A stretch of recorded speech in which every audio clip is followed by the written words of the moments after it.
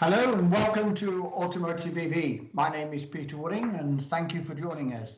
Today I'd like to welcome Kevin Kelly and David Hudson, who are going to give their take on lots of the recent developments and announcements and everything else that's happening in the world of EV, especially within the powertrain electrification.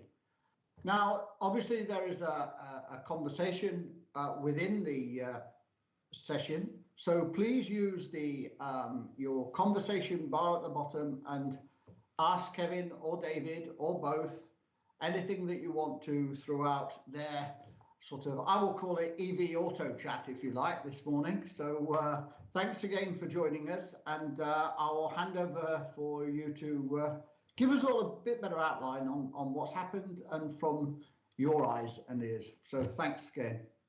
No problem. Thank you very much, Peter.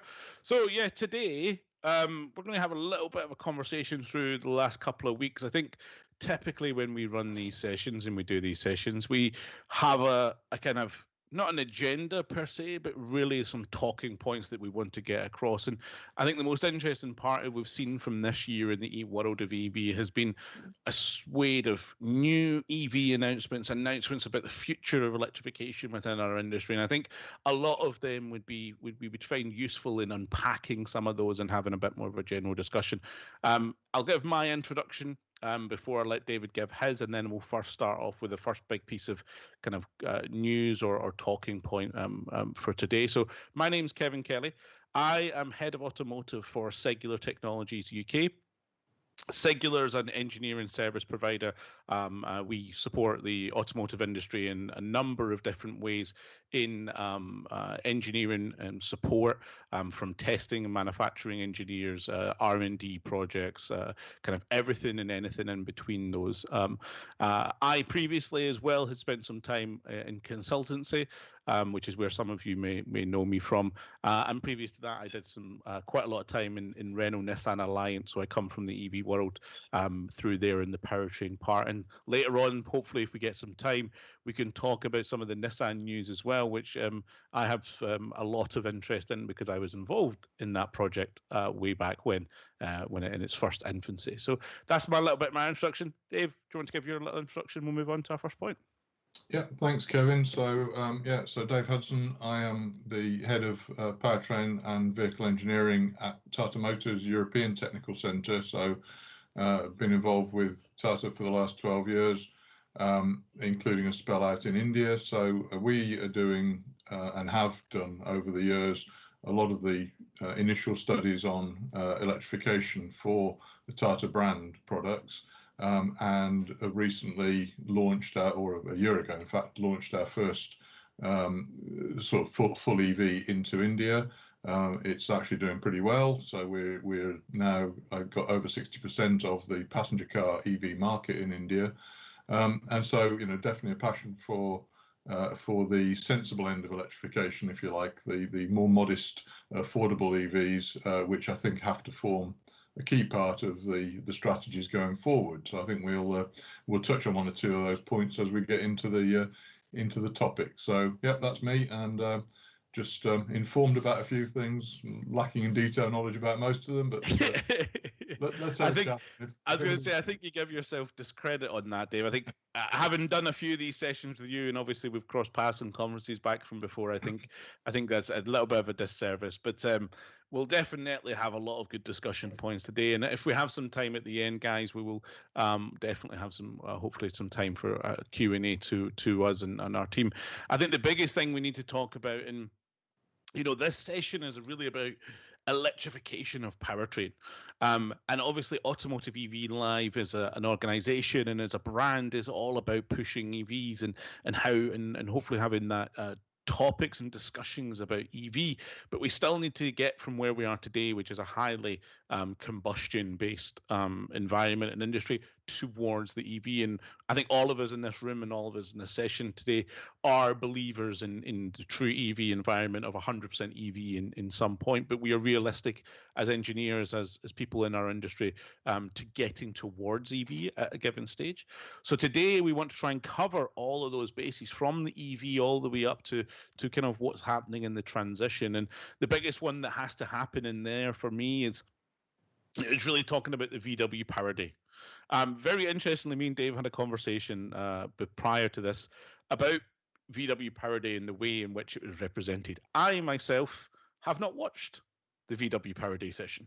And I think, Dave, you were very similar. You have not watched the actual VW Power Day session. But what has been really good and interesting, if you follow some interesting people on LinkedIn, is there's been a huge amount of very good information coming through after of what does it mean and how is it represented. And for those who don't know, VW Power Day was Volkswagen's session on exactly how they're going to achieve electrification, what's the future of their electrification. What does it mean for their platform, for their vehicles, and some of their battery technology?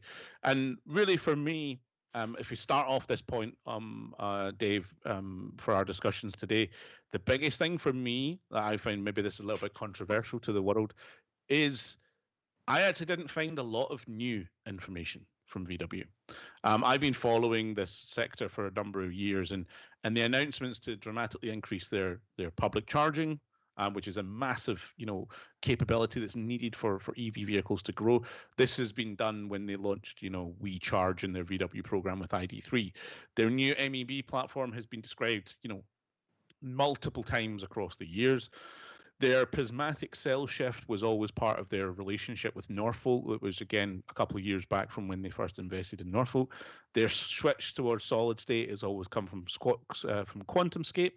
But really, for me, it wasn't as defining as maybe other people took credit for or pushed it for. But yeah, Dave, I don't know what your opinion on that is and what you think, or what your feedback is from the VW Power Day, and how do you think that is important for other OEMs to see the world? And do you think other OEMs will start coming out with similar events where it was much more Silicon Apple, Silicon Valley-esque in the way it was presented?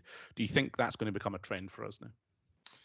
Yeah, I think you're absolutely right, Kevin, and I think the credit for all of this, as with many trends in our industry, have got to go back to our friend Mr. Musk. The Tesla have popularized the idea of this, big corporate show and tell, and as you say, it really is an Apple legacy. It's the whole Steve Jobs presentation style of having very personalized leadership with people able to speak with great authority on a range of topics, and obviously, following on from Tesla's Battery Day, which again didn't reveal an awful lot of new stuff, but was weaving together a lot of stories that had been under the surface. I think VW have jumped on the bandwagon fairly effectively. They've obviously got political reasons for portraying themselves very strongly as advocates of electrification, and I did find that it was a good. It filled in some of the gaps between what, as you say, have been running stories, and did put it all together into a more integrated picture. One or two slightly interesting things in there. The concept of the unified cell and the fact that they're talking about using that same cell structure across more than 80% of their electrified family in the future. That obviously gets them massive wins in terms of scale, and it allows this relationship with Northvolt to be simplified as far as possible, because they're now going to have, as they've disclosed, something like 6 battery factories of sort of 40 gigawatt hour scale each. If those are producing essentially a single cell type, even if the chemistry in them is varying depending on the application, that clearly brings huge economies of scale, not just in the manufacturing bill of materials, but also in the validation end of it. They'll have validated those cells very thoroughly in one application and can then cross-apply them. And also the emphasis on the what they're describing as the cell to car world, where prismatic cells, of course, lend themselves to that, because a prismatic cell is essentially very much like we would have described a module in the past. It's got more structure, so it's much, you've already cut out one step of the cell integration story. But if they can indeed produce structural batteries using a fairly simple container that's part of the vehicle structure and populate it with prismatic cells, then of course that's going to be a good step towards modularity and a good step towards commonality.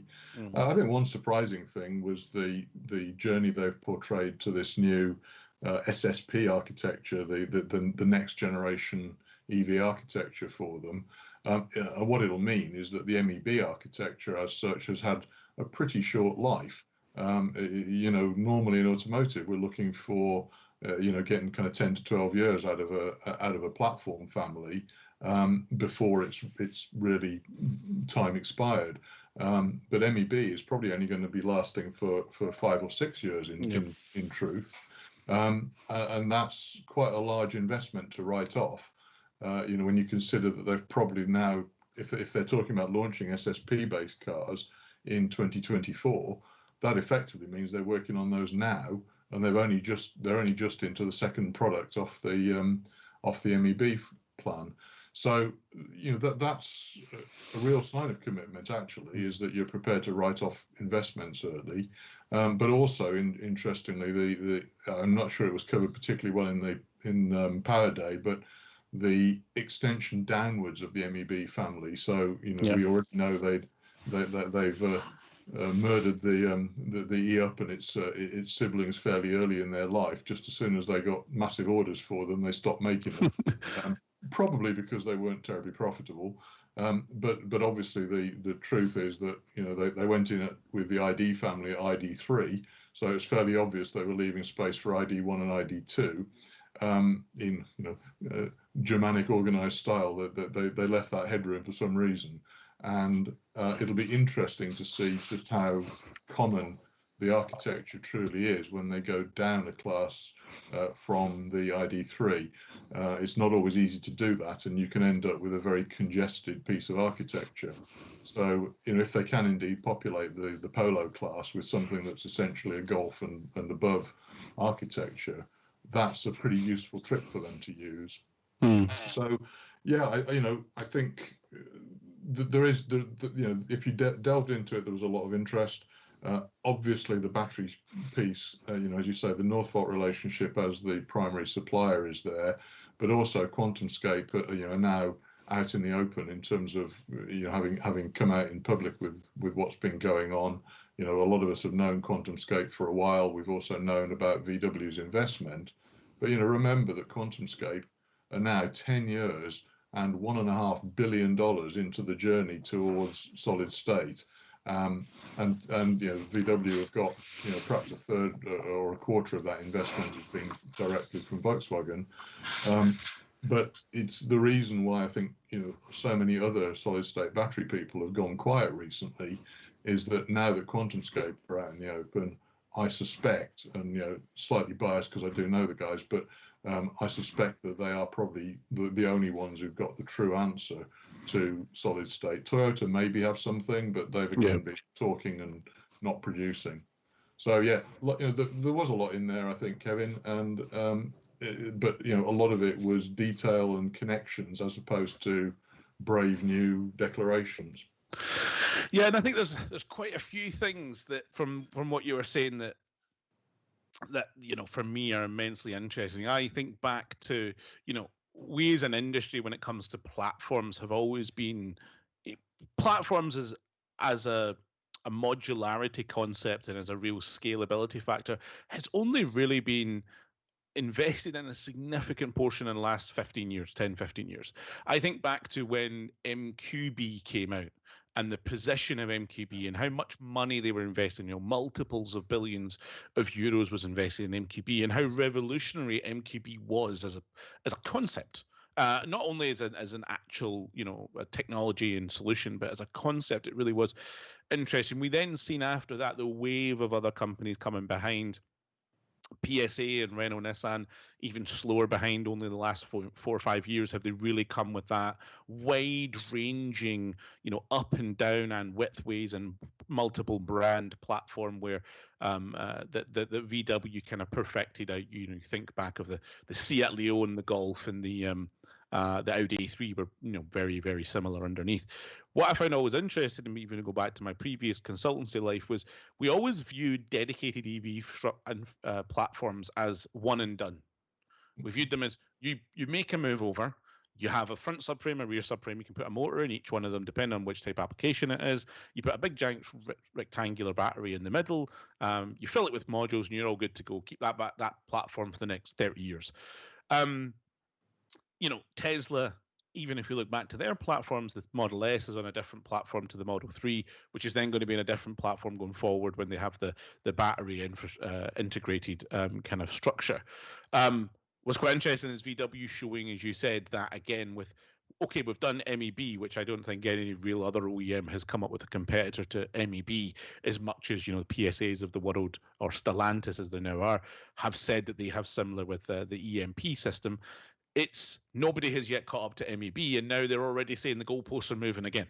Yeah. And that's really interesting to me, because I would have thought that would have been one and done, and let's grow this for the next 10 years. But as you say, they're realizing already that there's additional things you can do with batteries. So that was one interesting thing, really that you caught on to. The second one I go back to, as you know from previous discussions with me, and hopefully the audience from other sessions from me, I'm very customer focused, and I think back to how do the customer view this. And one thing I get from these power days is they're less about impressing us in the industry and more about impressing the consumer, and more about making it digestible for the consumer. Because I even had family members of mine saying, "Oh, have you seen VW are going to do this?"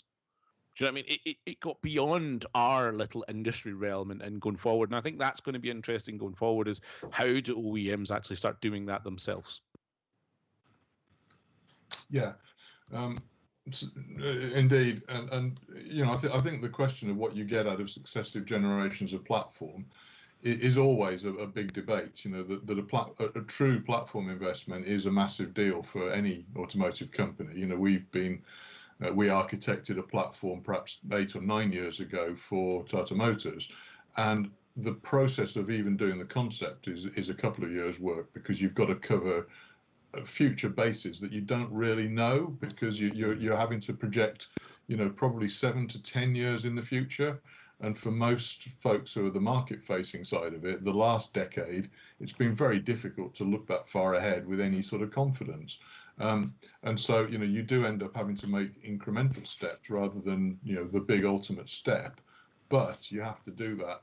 The engineering to do it has to be to a very high level, because the demands on a platform, just purely from a legislative point of view, are enormous. And the real trick is having a production facility that's got capability of flexing between platform A and platform B and platform C as you go forward, without a complete factory tear up, because I think these days we're all into recycling those factories. There are still a few greenfield sites, but the majority are brownfield at best. We're having to re-facilitize, and we're trying to put in flexible manufacturing facilities so that they do allow future platforms to be created. But we always have the debate, and I'm sure it goes on in other OEMs too. What do you mean by a platform? How far can you deviate from one bill of materials before you've actually said I've created a bespoke product rather than a platform derivative? Yeah. I think corner modules are probably acceptable as a basis for platforms, but things like mid floors and things like that, they're cheap to make anyway. And so as long as the joining concepts that you use between the different parts of the structure are the same, you can legitimately say you've still got the same platform.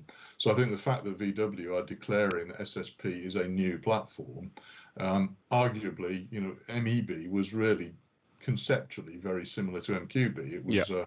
It was an extension. It was an electrified version of MQB in some respects.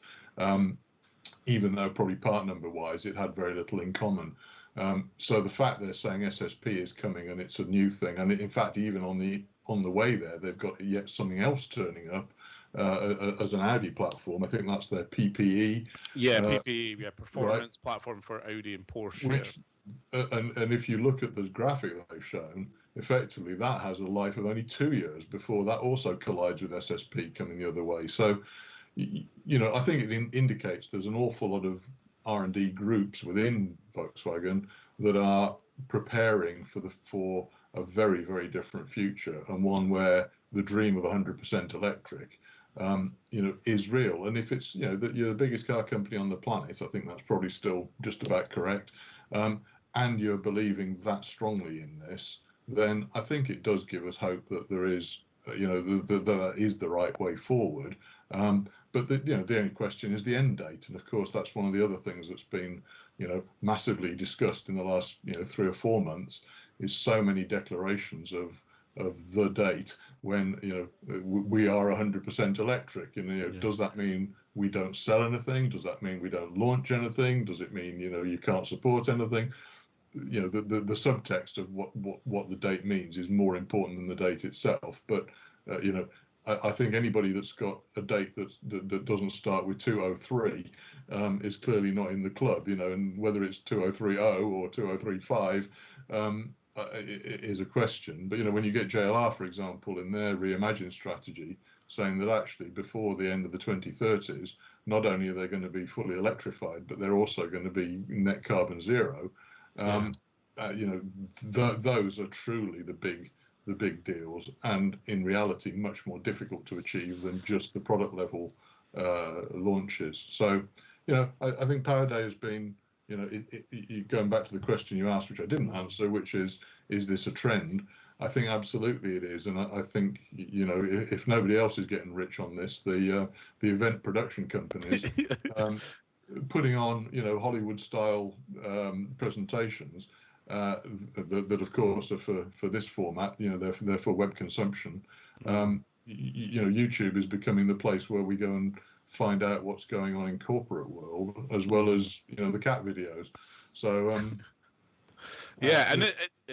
I think that's such an interesting shift, because I think for years we've had companies like I remember being part of Nissan when we launched a little bit more of our connectivity strategy, and a lot of that team was talking about we need to be startup mindset. We need to have a Silicon Valley saying we need to become, or a lot of organizations become, we are a software company now, we're a technology provider, we're a digital provider in the automotive industry. And what's quite interesting is the first thing that's taken place isn't that we actually build more technology-focused products, which are coming through, but they're coming through slowly.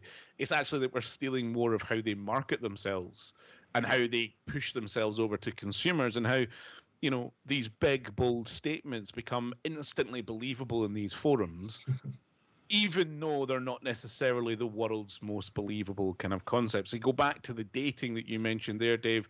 We've had, in the last couple of weeks, we've had the VW obviously talking about their strategy. We've had Volvo talking about how they want to fully EV by 2030. We have JLR was launching, EV of Jaguar, which I find quite an interesting one, because I had conversations with them 5-6 years ago talking about that. I know there's people in the organization who've been championing EV for Jaguar since Tesla first came onto the forum, and it's finally happening. Obviously, they make 90% of their money from the Land Rover part of the business. So Jaguar becoming EV isn't necessarily the world's end thing. They mostly make their money on selling Range Rovers and Land Rovers. But it's really as a lot of these companies have come out with these big, bold statements of dates. And then you go through to the government side of these dates. And obviously we're all in the UK. Myself, David and Pete are all UK based. So for the audience out there, obviously we've had the 2030 UK. But going back to one of the points you mentioned, Dave, is what does that look like and how does that actually come across? Because as powertrain guys, coming from the powertrain history all the way through to the EV history, the UK has said we're banning electric from 2030. Then 2 weeks ago, when the actual paperwork came out of what does that look like, well, some hybrids are allowed, because actually achievability for a full EV market by 2030 isn't necessarily something the industry can deliver as much as it might want to. But it's very interesting. And to try and come off the VW Power Day topic a little bit and move more into a little bit more of the powertrain is we talk about dates and we talk about what's happening. Obviously, one of the key ones, if we go off the back of VW, was last week Audi. So Audi coming out and saying we're no longer going to develop ICE engines. Now, this word develop, I think, is quite critical in it. Develop or new, I think was actually their main statement. So new combustion engine. This doesn't mean the development of those doesn't stop or the selling of those vehicles doesn't stop. We are still in a market where 97% of the vehicles are sold with some sort of combustion system in them, and how we get away from that. And then over the weekend, we've had BMW come out and say, no, we're definitely still going to go down some of the combustion route. And even further on the ICE trend, we've had Nissan come out and say 50% thermal efficiency is going to be achievable in the next sort of 12 to 24 months. So how do you see, you know, something we talk about a lot on this session in the last couple of quarters is how do you see now that transition happening? Now that we've had a big VW Power Day and we've had Tesla Battery Day over and done with, what are we going to start seeing from the combustion side that will actually make that transition achievable? And just to kind of go from my side first is I like Nissan's approach. Nissan are turning the combustion engine away from being a controllable parameter of the vehicle into more of just an energy source to reduce the cost of the vehicle. You know, it's got two pedals. It has a reduction gear instead of a gearbox. It drives like an EV. It has EV style acceleration and torque because it's a series hybrid. I kind of like that interesting ways it gets consumers into the behaviorisms of an EV, but reduces the cost of them. What do you think is going to happen in the short to medium term for 5-7 year time period of ICEs, and particularly within Europe where EV is kind of the main talking point at the moment? Yeah, you know, as you say, the semantics of exactly what people are announcing is something that you have to look past the headline and you have to read the words. So, you know, what Marcus Duesman was saying from Audi was indeed that they would not be developing any new ICE generations, which allegedly have cancelled work on something that was already in progress. Really reflecting the fact they are, you know, ultimately part of the Volkswagen Group, and therefore they have to toe the corporate line in that respect. But you know, the challenge that ICE still face is that, you know, there is another emission step for ICE coming. So 2025 is EU7, and I know again, you know, Duesman was fairly vocal about criticising legislators for picking away at something which actually had zero relevance in the real world, but just made life, you know, flipping difficult for development engineers. But the truth is they must be now working on evidence that they are going to be able to achieve that EU7 level without a new generation of engines. Now, you know, that you know, having spent a lifetime in and around engine development, knowing how much stretch you've got in a combustion system or in a, you know, thermal system in an engine is quite difficult. And so that achieving that without a tear up of the engine architecture is probably going to be quite costly. Actually, the engine will end up quite compromised if it's to meet, and, you know, presumably meet with a margin. Given the history, we have to make sure that we're not just squeaking in. That you know, you've got to meet with a margin for something that isn't going to be implemented until 2025. So, you know, let's say that, you know, EU6 has probably got a 5-year, 7-year life cycle. EU7 is going to be in force still at this 2030, 2035 region. So it possibly is the last real generation of legislative change. And so automotive powertrain engineers, IC powertrain engineers, have got to meet this. Now, whether everybody can do it without new investment between now and then is questionable. You know, even today, you've still got time to start work on an engine for 2025, just about. You know, you need to be, you know, ready to go now. But the issue is the funding for it. You know, when you've got the electrification teams sucking up money very, very eagerly, not just for the powertrain components, but as we've already discussed, the matching architecture to bring out the best of an EV. The ICE guys are going to be sitting in a corner with a lot of facilities. You know, remember that most automotive companies have got massive investment in some really fancy facilities for measuring the very fine detail that's needed to meet emissions regulation. All of that is stranded asset in anybody's language now. And if you're saying we're not going to feed it with any brand new technology, that immediately cuts down the number of test beds you need by 50%, 70%. Added to which we're now much better at doing this virtually. So the things that even 10 years ago used to involve dozens, if not hundreds, of testbed facilities running around the clock with really highly skilled calibration and performance development people. Today that population is shrinking rapidly, and not all of it translates very easily to the world of the world of EV. So, I think what Audi have said, Henrik Green at Volvo has also come out and said, they see no long-term future for ICE-powered cars, and as part of their 2030 all-BEV strategy. Clearly you have companies like Jaguar that are saying, we've relied on ICE engines for 7 or 8 decades. All of a sudden, we're not going to do that. As a ICE enthusiast, it's washing away a lot of character from the cars, but equally, it's giving us a lot of exciting opportunities. Yeah. And then, as you say, you've got folks like Nissan who are saying there is still a life in these ICEs. Not perhaps surprising, being a Japanese company, that Japan has never fully embraced electrification in quite the same way as Europe and even North America has.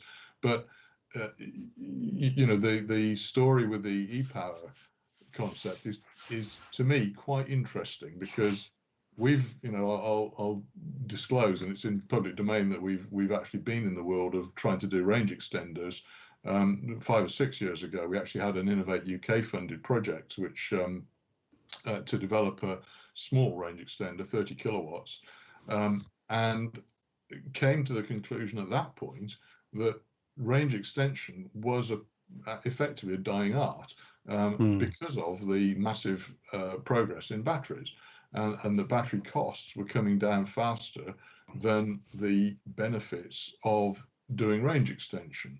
Now, the e-power is not strictly a range extender, even though it's it has been described as that in a couple of forums, but it is very definitely a serious series hybrid. Yeah. Pardon the addition of the word. It has a tiny battery. I think 1.5 kilowatt hours is all they're talking about.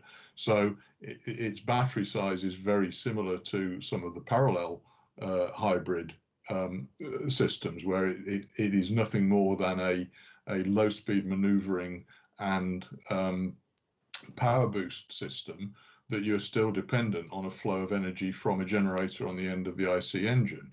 And the thing that I'm not quite sure about, and I must admit I haven't worked through the numbers, but if you've only got 1.5 kilowatt hours of battery and your goal is to run the IC engine in a very, very constant speed mode, I'm not quite sure whether that really works, because you need the engine to be much more dynamic, because there will be periods of time when you need enough power from cruising power for typical vehicle today is perhaps 20, 25, even 30 kilowatts to sustain highway cruising, and you're not going to be able to run that on the battery. You're going to have to be generating something like 30 kilowatts average from the IC engine. And given that they're talking about a relatively high powered engine, they're talking about something of 150 kilowatts output. So a highly tuned engine that will work at a single speed very effectively. If you average that 150 kilowatts across a 30 kilowatt average demand, the on time, you're basically 20% on and 80% off, except that you can't store a lot of energy. So that cycle is going to be quite short. And my concern is that that's going to be a pretty irritating thing to the consumer. So going back to what you said earlier, it may be the technologists have got the answer, but the consumers have got to say that's a damn good answer and I like it. And our history of evaluating range extenders is that range extenders quite annoy people because they appear for no good reason. It doesn't, and feedback on the BMW i3 Rex, for example, was that people were confused by it because the engine just started and stopped randomly. Yeah. And although that, yes, as a reformed NVH engineer, I know you can do stuff to make things quiet, but you can't make them disappear. And particularly a high performance engine is not typically a very quiet engine. So the whole story to me with ePower, and I know you've got inside knowledge, but it doesn't quite stack up at the moment. And it's not coming for another year. The 50% number, if you read behind the headline, that's only been done on a test bed so far and involves waste heat recovery, which is not a feature of the current ePower Note that is in production. Right. So the ePower currently is not a 50% thermal efficient system. And you remember, 50% thermal efficiency is a gold standard that's only achieved at the moment by two kinds of engine. And one of those is ship engines, which run at constant power day in, day out, and are massively complicated things in reality because they are, usually two-stroke diesels, very high BMEP with complicated waste heat recovery plants on them. They are now, 55% maybe at the best of them. And the other type of engine that's doing that is Formula One, but again, a massively complicated powertrain system with waste heat recovery effectively in the exhaust turbine. So to bring that to a scale and to a cost level that it becomes parity with adding some more battery is a pretty clever trick. Yeah, and I think so. Obviously, I'm probably very unique within this type of grouping in the forum that I have driven and had quite a lot of hours in an e-power vehicle, so I understand that. I also, going back to my uni days, which feels like a long time ago now, I tried to specialize in series hybrids. I was a bit of a very big fan of series hybrids and felt they were a way of achieving low cost battery electric style vehicles when batteries were extremely expensive. And I think with what you've been saying is, it is very interesting that with all of this, when it comes to Euro 7, when it comes to Audi having to redevelop, or likes of a PSA who might have one more generation in them, or Mercedes who are very similar to Audi will only develop one more engine, is as what kind of stands out to me from what you were saying is, as we move towards EV becomes simpler. As a development solution, it becomes simpler to understand. We then start being able to more quickly move into optimization. So, when we talk about the VW Power Day, it's all about optimizing. The next steps are optimizing what they already have. QuantumScape is about optimizing energy density. The LFP is about optimizing cost. The prismatic shift is about optimizing manufacturing. It's all about if you then go to what you've just talked about and what I was just thinking about in terms of the ICE world, is here it's all about how do we achieve the complexity?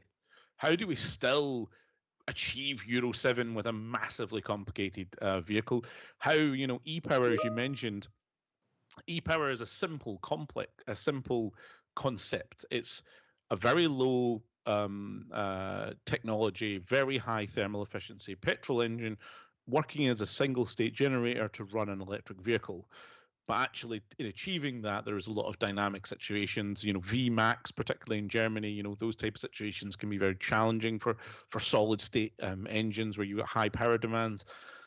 All of that is just more complexity. These becomes more technically challenging. And, a lot of people are making this, a lot of powertrain engineers at the moment are making this transition from their knowledge base being powertrain to becoming electrification engineers, because that's where the future is. That's where their careers are going to be. You think of people in their 30s and their 40s who have spent the last 15, 20 years doing powertrain, are now moving to companies like Arrival and these new startups who are trying to retrain these guys into thinking like an EV company. Actually, there's still quite a lot, the next 5 or 6 years that we need these guys doing the technology. We need these people doing the technology advancements in ICE to ensure that we can make the transition over to EV. But it's just very fascinating. I hadn't actually until now kind of clocked on to that fact of, EV, as it becomes more known and more available, becomes more simplistic in its nature about optimization. And as we move forward on ICE, it just becomes dramatically more about complexity management and how we achieve that. Well, we've already seen that to some extent because, the small car market, because of the advent of Euro 6 and particularly Euro 6 Stage 2, the attraction of small diesel cars, which were a massively growing trend globally. India certainly was a huge market for diesel because the fuel efficiency opportunity was enormous. Partly because of the fact diesel was a good energy dense fuel, but once and I think PSA was the first company to really come openly out and declare that they were going to kill off small diesels. And the logic was that the cost of a small diesel car was going to go out through the roof because of the after treatment costs. Yes. And what we've got to remember about all of these hybrid solutions is that the ICE component of that will still have to meet these new emissions norms. So a range extender or a series hybrid, however simple you can make its operating modes, and that, as you've said, is not necessarily single point. You're not going to generate the 150 kilowatts at 2000 RPM. You might want to run it there most of the time, and it's a nice sweet spot at wide open throttle. But your 100 and something kilowatts is only going to come at high engine speeds. So you do have some transient activity, and you're going to have to meet whatever the ruling norm is. So if that's a 5-year technology, you're still going to be running into Euro 7 or the global equivalents of that. So your powertrain engineer has got exactly the same job as he had to do before, only now he's got a generator hung on the back of his engine, which is also a pretty big unit, which is partly a mechanical problem and partly an electrical or electromagnetic problem. You've then got another control system in the middle of it all. You've still got a battery guy to keep happy. By the way, you've got at least 2, if not 3, different coolant loops involved in this, working at different temperatures. And I'll, a short anecdote, but we built a demonstrator for range extender about 6 years ago. It was the most unreliable prototype I've ever been involved in, because every time we changed anything on any part of it, we disturbed so many other parts because it was all so crammed in. Nothing ever worked. And I think I only ever drove that car fully functioning for about 20 minutes because you keeping it all alive. And admittedly, it was a prototype, and so not fully thought through. But they are tremendously complicated. When you look at the system diagram, and if you go to Google search, there's plenty of images of what the system diagrams look like. And EV, even though we simplify it, it's a battery, it's a motor, it's a controller. It isn't actually much harder than that. There are very few moving parts, and the thermal side of it, which is increasingly a challenge, is quite simple. It's not difficult to do an EV once you've got the supply chain set up. So but it's very interesting to talk about the complexity of these systems. I myself am an owner of an electric car, an EV, and a PHEV, and amazingly, my PHEV is in the garage today because a component has broke. And, typically if that was my petrol car that I've got on the drive as well, I'd go out and I'd replace the starter motor or replace the alternator, or I'd strip the head and we'd be all good. This PHEV has gone to a garage who've said, we don't know how PHEVs work, so it basically has to go back to Mercedes. So that's the other challenge of these things, is the only people that know how to fix them are the people who know how to make them. And then even in some of those situations, they don't know how to repair them. So it's quite interesting. But now we've got 2 minutes left. Peter, do we have any questions before I got 2 minutes? Before we wrap up, otherwise I was going to have another little question. Kevin, we do have one question out there about whether the UK dates are achievable given challenges with the infrastructure. So this, I think, is still coming back to the question of whether we're ready to plug in all these vehicles. Yeah. Again, it was a subject touched on by VW in Power Days because of the symbiotic relationship that exists between EV manufacturers and the power grid generally, and the people doing transactions of that power. So I think there's there is plenty of evidence now that the momentum behind charging infrastructure rollout is becoming quite sophisticated. The different solutions that will be in place in different environments are coming up. I think the participation of National Grid in the story in the UK, and the fact that National Grid has just acquired Western Power Distribution as well. Yeah, I've seen that this morning. Yeah. The power companies globally, and we're seeing it in our home market in India as well. Our sister company Tata Power is getting heavily into the distribution and retailing of energy for electric vehicles. And I'm actually quite relaxed about this now because yes, there are politics attached to it, and that nobody wants the substation or wants the the forest of charge points in their backyard. But I think, as we're already seeing with some of the the electric only forecourt rollouts that are happening, they are a practical proposition. They can exist. A battery farm on site can mean that they aren't desperately disruptive to the local grid, because you can store off peak energy in them, and they can actually become a grid asset.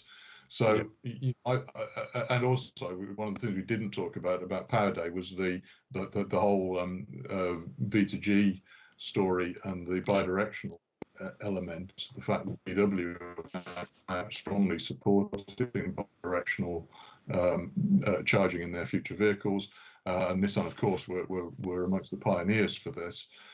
So I think the maturity of the infrastructure story is really almost at a point where we don't need to fuss too much about it. I don't know what your view is. Well, it's quite an interesting one. I'll be very quick because I know we're kind of over the allotted time, and I don't want to take up too much of everybody's time. But the two big key things for me: one, infrastructure, or the whole play of infrastructure being an issue, I have always believed is a red herring. I always believe it is an excuse given by people who don't understand what's actually going on, or how it is to actually own these vehicles. As I say, I've been an electric EV owner for nearly 7 years now, and of that amount of time, I don't even have an account with most charging providers. And I've lost my Polar Plus card a long time ago. I use a Pod Point one every so often. I have a charging point at home, and I have a 3-pin plug with an adapter that I can use to run my car whenever I go to my in-laws. And I have enough range to do most of what my driving is to do. Now, if you then take that out to a normal consumer, the biggest part of it isn't about having more and more chargers at supermarkets, which we're seeing. Tesco and VW have a partnership. We're seeing Lidl and Volta, Instavolt having a partnership as well, which I think is all of these just go to improve the situation. But I don't actually think there is an issue that they're solving. I think they're improving the situation. The biggest thing here is more about what happens in the highway. We need ultra fast charging. This is a need. This isn't a want or a benefit. And that comes to the second point. The UK is really, and not just the UK, one company, you mentioned them a little bit, GridServe. GridServe in the UK, who, for those who don't know, is an electronic forecourt provider in down, I think, Kent or Essex way. They've provided a fully EV electric court. This is the future that we need to see and be at the forefront of, and this is the gap that's missing from NEVs. We've seen as well, GridServe have taken ownership or most of the relationship over from Ecotricity's electric highway partnership, which again will dramatically improve the reliability of that network, because it's famously got very poor reliability. I think anybody has an electric car and has used electric highway, they know exactly how bad that network is. But then we also have Ionity, and I think these kind of markets, Fastnet, GridServe, Ionity, electric highway, these are where we need to see more benefits. Outside of that, the infrastructure isn't a problem. The infrastructure really isn't a big problem when you have a 3-pin plug. And I think this is, and also you have quite high range in these EVs. So we've taken over a little bit longer time. It's been a great discussion. I'll hand over to Peter. Peter, if you want to just kind of roll us out and say bye to everybody. But thank you very much, and hopefully we look forward to next quarter and more discussions and more news. Thank you very much.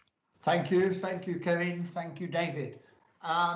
Really interesting, especially to sort of take in what your thoughts are. So thanks very much on that. Obviously, if anyone has any questions for David or Kevin, use the facility within the live site. So you could actually whisk them an email across. I think it's obvious we could have gone on for a lot longer, but we don't have time. But we'll save some of the other questions for another day. But really, thank you both very much. And from the audience, thank you. And keep safe, and we'll hopefully see you soon. And at some stage, please, in person. So hopefully. All the best. Thank you very much, guys. Thank you. Bye. Bye. Hi, it's Peter again, and thank you for watching. All members within the EV community send messages to each other and start to build relationships for the future. Also, take a look at our supplier showrooms. Our partners have got lots of products and services that they have to offer, which again could be of benefit to you. Make the most of the opportunity, and thank you again for joining us.